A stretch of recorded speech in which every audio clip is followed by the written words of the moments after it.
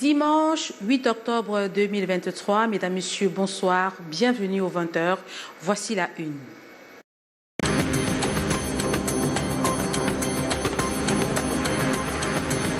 L'insalubrité règne en maître dans la ville de Douala. Dans les marchés, la situation est critique. Cas du marché Sandaga, où commerçants et immondices se courtoient au point où les marchandises sont pratiquement installées sur l'état d'ordures. Dans ce journal, vous écouterez quelques commerçants. Marché public, la ville de Douala semble être celle-là où les chantiers piétinent. Ibrahim Talba Mala, ministre délégué à la présidence en charge des marchés publics, a pu le constater après une visite des chantiers durant 3 jours dans la capitale économique du Cameroun. Une attitude du ministre est à suivre dans ce journal. À suivre également les temps forts du match aller comptant pour la deuxième phase des éliminatoires de la Coupe du Monde féminine U20 qui s'est disputée au stade de la réunification de Bipanda. Le Cameroun est venu à bout du Botswana, 2-0. Mesdames, Messieurs, voilà pour la une de votre journal. Les détails, je vous les donne tout de suite.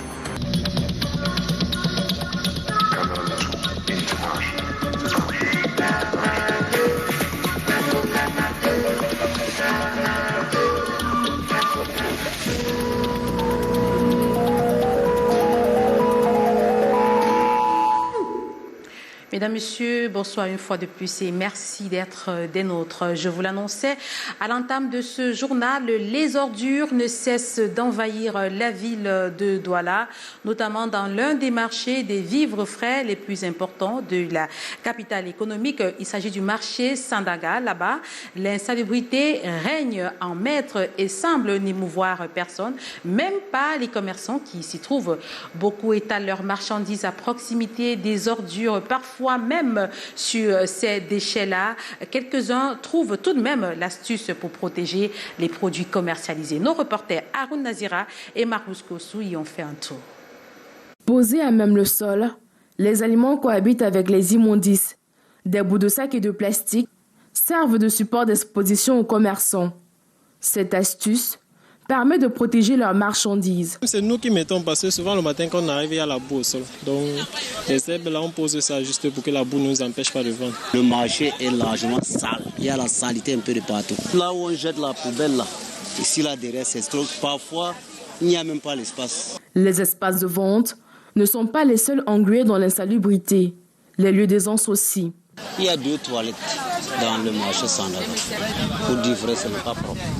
Le marché d'avant est sale. Donc le toilette ne peut pas être propre. Pour assainir le marché, des stratégies sont mises sur pied. Les vendeurs y participent en payant les frais de nettoyage. Nous, en tant que commerçants, nous on paye juste 100 francs chaque jour pour le balayage. Ils utilisent les éboueurs qu'ils payent. Alors ces éboueurs, chaque jour, nettoient le marché. Ils entassent. Maintenant, à une certaine heure dans la nuit, tard dans la nuit, ils le ramassent avec des pousses. Alors, il y a un dépotoir derrière qui a été construit par la régie. Ils déposent là-bas.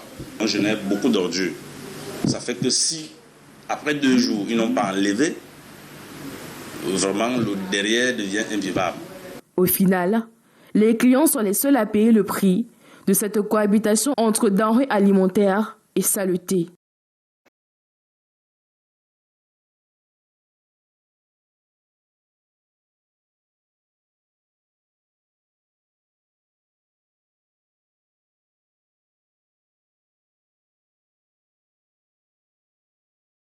Dans la chaussure des réalisations du gouvernement et la route Bonnet-Poupa, PK14, qui piétine depuis 5 ans. Aujourd'hui, malgré les assurances d'achèvement de l'entreprise en charge. Aimé Catherine Mokori, Thierry Nana. Tronçon Bonnet-Poupa Douala. Voilà 5 ans que le rêve des populations est de voir ce chantier aboutir. La route elle est en état très avancé. Nous avons des difficultés de déplacement. En ce moment donné, lors de la rentrée scolaire, comme ça, on n'arrive même pas à avoir de quoi payer les outils pour nos enfants, car le transport est à la hausse. Il est inadmissible que Une route qu'on dit qu'elle est déjà finie. Nous sommes toujours dans la souffrance. Ils viennent avec les grosses voitures, vont à Yabassi. Un projet routier de 32 km dont seulement une partie est praticable, notamment le linéaire Bonepoupa-Yabassi, qui a cependant causé des dommages sur l'accès à l'eau des populations. Tandis que l'autre partie essuie d'énormes lenteurs. Le ministre délégué à la présidence chargé des marchés publics en visite de travail a noté les problèmes de ce linéaire et la résiliation du contrat de l'entreprise en charge est encore évoquée. Parmi les problèmes, il y a quand même les problèmes de capacité de l'entreprise. C'est la raison pour laquelle nous sommes en phase avec le ministère. Ce n'est pas un revirement, mais il y a une procédure pour résilier ou mettre une entreprise à la touche. La suite de la tournée d'Ibrahim Talba Malma l'a conduit à la pénétrante est de la ville de Douala, afin de jauger les chantiers de l'immeuble de la communauté urbaine de la ville et la cité des cinquantenaires. Il est question de trouver des solutions pour des livraisons immédiates de chacun de ces projets clés. Le chef de l'État et son gouvernement ont prévu des moyens, ont signé des contrats, mais on a vu qu'à la pratique aussi, il y a des difficultés. Nous sommes venus prendre en compte ces difficultés, échanger de manière collégiale avec ces différents acteurs des marchés publics, de telle sorte que nous puissions trouver des solutions idoines. Parce que le ministère des marchés publics s'occupe aussi de la qualité des prestations.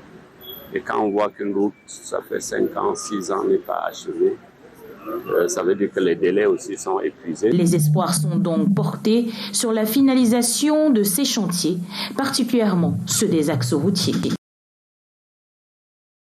Produits localement et sans danger pour la santé, c'est l'objectif visé par les experts du Binader, réunis en fin de semaine dernière dans le cadre de la 4e session extraordinaire du comité d'évaluation des engrais. Ils ont examiné les pratiques frauduleuses et les produits hors normes qui partagent dans les marchés. Objectif, faire des recommandations appropriées pour le secteur de l'agriculture qui tend vers la 2e génération. Janice Kamga, Bertrand Chassé. Le circuit normal de l'engrais, le voici. Après le laboratoire, il y a une évaluation sur le terrain où des chercheurs vont regarder si effectivement cet engrais a une réponse. Ça veut dire que lorsqu'on le met, est-ce que l'effet se ressent sur la plante.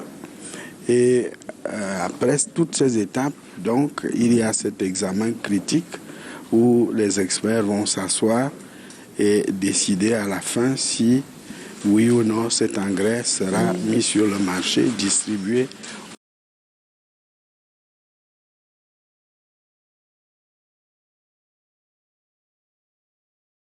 Aux composantes nocives pour les sols et pour la santé humaine.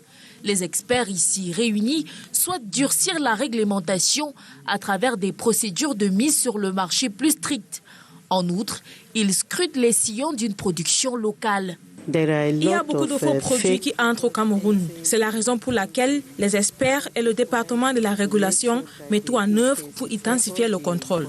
C'est très important qu'il y ait des jeunes chercheurs qui commencent à fabriquer avec des matériaux, des substances locales, des engrais qui peuvent se substituer aux engrais synthétiques. L'avenir, c'est donc les engrais organiques.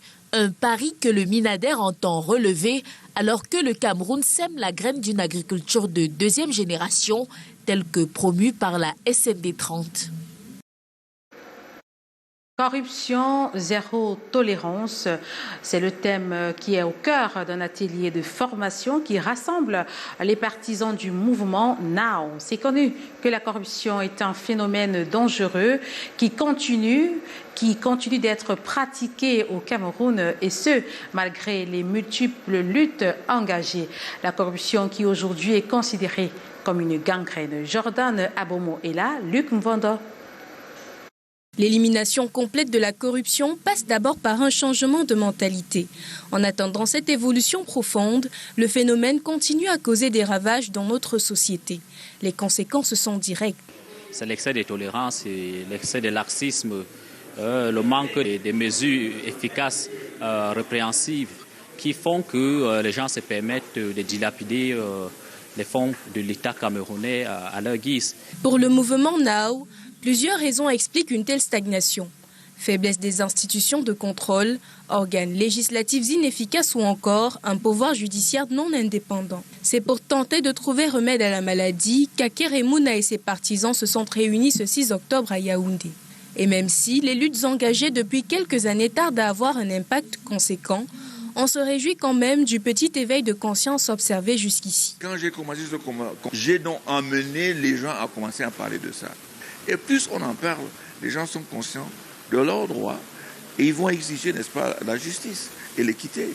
Ici, l'on entend la lutte jusqu'au bout pour un changement total des mentalités. À présent, je vous invite à faire un tour à Kribi, cette cité balnéaire dans le département de l'Océan, région du Sud, pour découvrir ces belles plages et surtout laissez-vous bercer par le son des vagues. N'hésitez pas à plonger vos pieds dans le sable. Nos reporters aimés Catherine Mokori et Moussa Tako y ont fait un tour. Marcher sur le sable blanc en prenant du bon jus de noix de coco, un plaisir simple qui caractérise les plages de Kribi. L'endroit attire de nombreux touristes. J'ai entendu parler de Kribi et je venais juste pour faire du tourisme. Déjà, la première idée que je me fais, c'est un endroit vraiment paradisiaque, je m'y plais vraiment. Bon, excepté quand même que le coût de vie est un peu élevé, mais ça fait quand même de beaux souvenirs. Ces pirogues attendent des visiteurs qui iront près des chutes de la Lobé. Entre autres activités, Steve commercialise sur la plage du jus de noix de coco et nous parle de ce petit coin de paradis. Plusieurs attractions. Quand tu arrives, il y a la restauration. Après la restauration, les excursions en pirogue. Après les excursions en pirogue, maintenant il y a des petits trucs d'hiver comme le jus de coco, les petits amuse-gueules. Sur place ici, moi, vous remarquez à mon comptoir, il fait dans le jus de coco naturel avec pipette, bien sucré. Quand vous consommez le jus naturel, quand vous finissez de manger à l'intérieur, on casse, on vous sort la noix de coco. Et ça avait des pipettes en bambou de Chine. En visite ici, vous tomberez certainement sous le charme de Jeannette la sirène, fabriquée par Martin Condé. Ce qui les attire beaucoup, c'est la chute en général. Et l'eau, et les pêcheurs, et tous les loisirs qui sont là. Et moi-même, et ma sculpture que je fais. Parce que d'autres personnes ne viennent pas seulement pour la chute, d'autres personnes viennent aussi voir la sirène. Longi, Wamié, Boimanga, Lobé, Grand Batanga, des dizaines de kilomètres de plage où les vagues vous parleront et les beaux paysages vous toucheront. Quittons Kribi pour Yoko, qui est devenue la nouvelle destination du département du Mbamekime depuis quelque temps. Elle subit des transformations entre routes bitumées et nouveaux bâtiments, autres infrastructures, ce qui ne laisse pas indifférents les populations qui trouvent magnifiques les réalisations. Nos reporters Anissé Espoir Baïra et François Emossi vous présentent le nouveau visage de Yoko. L'aménagement de la nationale numéro 15, Bachenga, Ntui, Lena, Tibati, Ngat, a transformé le visage de la ville de Yoko. Formation sanitaire, services publics, écoles, marchés et commerces sont desservis par des routes sur lesquelles l'on circule aisément. Petit à petit, la ville coloniale se mue en ville moderne. Yoko est devenue une très belle petite ville au Cameroun. Je compte vraiment où je suis marché, j'ai vu Yoko est devenu très bien, très bien. Je sors du nord-ouest. Je suis venu ici à Yoko pour chercher ma vie. Je me sens bien ici à Yoko et on s'entend bien avec la population de Yoko. On se partage bien. J'ai appris à parler même les patois et on discute même le marché à les patois. Je connais déjà comment on appelle le pistage en patois, le mécandi. Je suis à Yoko maintenant, je suis 3 ans, j'ai venu ici à Yoko avec mon famille, je n'ai même pas eu les problèmes. Il n'y a pas très longtemps, les fonctionnaires boudaient encore la ville de Yoko. 2 raisons alors évoquées, l'enclavement et l'absence des infrastructures de base. La ville a vraiment changé. Hein. La ville s'est transformée en un temps record grâce au passage de la route nationale. Il y en a. qui étaient affectés ici, qui ont refusé le poste. Et il semble qu'ils sont en train de demander qu'on les rétablisse dans leur poste. Ce n'est plus Yoko d'hier. Avec l'arrivée de la route, il y a déjà beaucoup de changements. Il y a eu un grand changement. De nouveaux bâtiments sortent de terre dans cette cité agricole. Pour une randonnée, quelques sites historiques s'ajoutent toutefois au paysage jonché de pâturages pour l'élevage. Une carte écotouristique qui pourrait s'améliorer avec le bitumage de la route Ntui-Ndjolé-Mankim. Complètement différent par rapport au passé.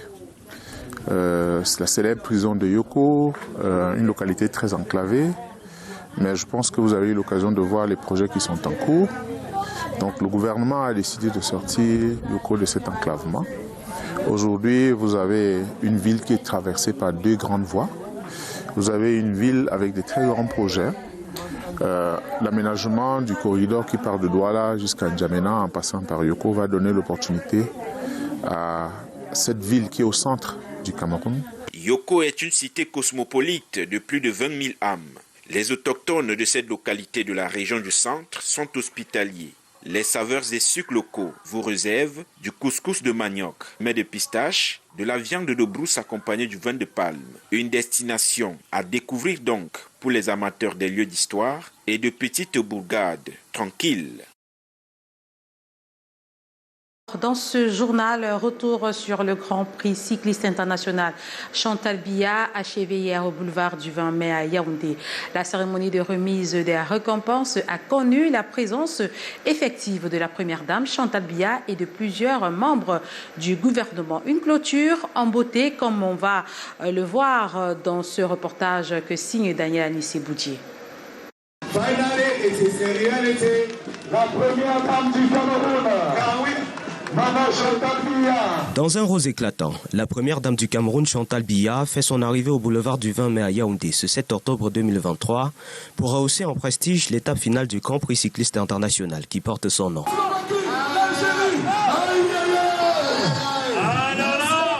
Accueilli par le ministre des Sports Narcisse Moulé Kambi, puis chaleureuse poignée de main aux membres du gouvernement présents avant de regagner la loge d'honneur.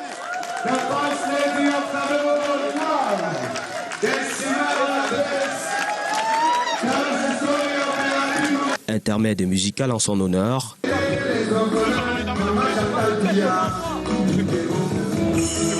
Et place à la cérémonie de récompense proprement dite.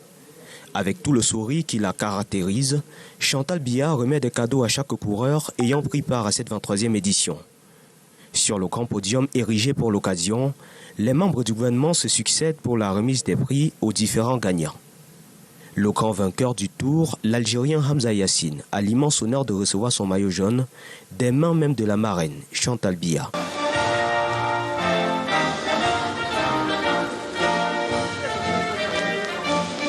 C'est l'apothéose de cette 23e édition du Grand Prix cycliste international Chantal Biya.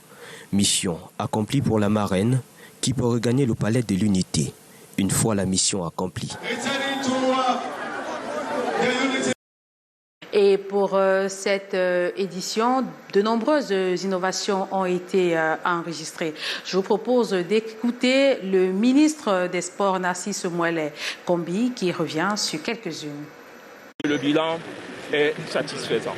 Du point de vue de l'organisation, cette 23e édition a été une réussite. Le président de la République, chef des armées, a gracieusement mis à la disposition de ce tour un aéronef. Cet aéronef a permis de relayer en direct de très belles images témoignant d'abord de la réalité, de la matérialité des grandes réalisations, mais également qui a permis d'illustrer, de mettre en évidence la richesse, les trésors culturels et la beauté écologique et touristique de notre pays.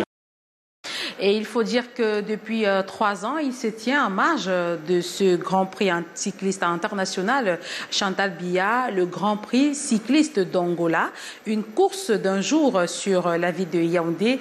Et pour la 3e édition tenue ce dimanche, c'est un Marocain qui s'est adjugé le titre de vainqueur, Daniel Anissé-Boudier. En parcourant sur un chrono de 2h23 minutes et 29 secondes le critérium des 100 km 8 octobre 2023, le Marocain El Kouraji Mossine s'adjuge le titre de vainqueur de la 3e édition du Grand Prix d'Angola. Mais moi, très heureux pour la dernière course. Le circuit très dur. Moi, j'ai spécialiste pour les circuits. Il fallait parcourir 25 fois l'itinéraire boulevard du 20 mai. Carrefour Warda, ministère des Finances, Sonel Central, Olezoa Carrefour, Vokataranabala Vormbi, poste central, puis boulevard du 20 mai. Le parcours, le cycliste maghrébin l'a maîtrisé mieux que les 15 autres coureurs engagés dans la course, dont 5 Camerounais. Le premier, Clovis Kamzon Abesolo, arrive seulement 7e au classement, à plus de 6 minutes de retard sur le vainqueur. 12 filles sont également engagées dans la compétition, mais contrairement aux hommes, ne font que 8 tours du circuit. Le titre revient à la jeune Mariole Fedjo, 14 ans seulement, et déjà championne nationale de cyclisme. Mariole Fedjo! L'événement, organisé en marge du Grand Prix cycliste international Chantal Biya, monte également en puissance d'année en année. Nous allons évoluer avec la structuration de cette compétition pour qu'elle devienne dans les prochaines années une course UCI. Comme ça, on aura au Cameroun, en Afrique centrale, 3 courses UCI. Le Grand Prix d'Angola, le Grand Prix Chantal Biya et le Tour du Cameroun. Le Maghreb ressort donc grand vainqueur de ces 2 compétitions d'envergure. L'Algérie pour le Grand Prix cycliste international Chantal Biya et le Maroc pour celui d'Angola. Le Cameroun, lui, remporte le trophée de la bonne organisation. Après le cyclisme, place au football féminin. Éliminatoire mondial féminin 2024, le Cameroun vient à bout du Botswana, 2-0 hier au stade de la réunification de Douala lors du match aller comptant pour la 2e phase des éliminatoires de la Coupe du Monde féminine U20 qui se déroulera en Colombie l'année prochaine. Quelques temps forts de cette rencontre dans cet élément signé par Wilfried Ngomsou et Marius Kossou. L'ouverture du score pour le Cameroun. Hassan Bala et ses pouliches dominent la sélection du Botswana ce samedi 7 octobre à Douala. La première réalisation est réussie pour les Lions U20 à la 8e minute de jeu grâce à un coup de pied arrêté de l'avancante Annie Felicia. Entrée en coup de jeu, Luis Laris a doublé la mise à la seconde période. 2-0. Score maintenu jusqu'à la fin de la rencontre. C'est beaucoup de joie et de confiance en nous pour le match retour. Sur le plan de jeu, c'est juste qu'on a été rigoureuse, on a eu l'envie et on a mis en pratique les consignes des coachs et du staff en fait. Une victoire pas très satisfaisante pour le sélectionneur du Cameroun. Ce qu'on a préparé, j'ai vu ça à 30%. Bon, je ne sais pas, les filles étaient clipsées dès l'entame du match et elles n'ont pas su assimiler les données tactiques et stratégiques. Côté Botswana, malgré cette défaite concédée au Cameroun, l'état d'esprit reste positif pour son match retour à domicile. I'm very happy with the performance except for the results. When you get home, we want to go and win. We want to go and win at home. 3-0. En attendant, la manche retour prévue le 15 octobre 2023 à Gaborone au Botswana, ce résultat à l'aller permet au Cameroun de prendre une sérieuse avance sur la qualification au prochain tour éliminatoire. Ce journal s'achève. Ne décrochez pas. Juste derrière, c'est la reine. Rodrigue Tonguet est déjà bien installé dans le studio 2 du Canadien international du côté de Yaoundé et il reçoit ce soir comme invité Eno Meyomessé avec pour fil conducteur l'état de notre pays, de notre vivre ensemble 72 années après le 1er octobre 1961. Bonsoir Rodrigue Tonguet. Voilà, mesdames, messieurs, vous aurez Rodrigue Tonguet tout juste après ce journal. Merci de nous avoir suivis. Dès demain, retrouvez aux 20h Alain Ghislain Kanga et à 13h Junior Ossin pour les autres éditions d'information. Merci de nous avoir suivis. Le 20h de ce 8 octobre 2023 s'achève.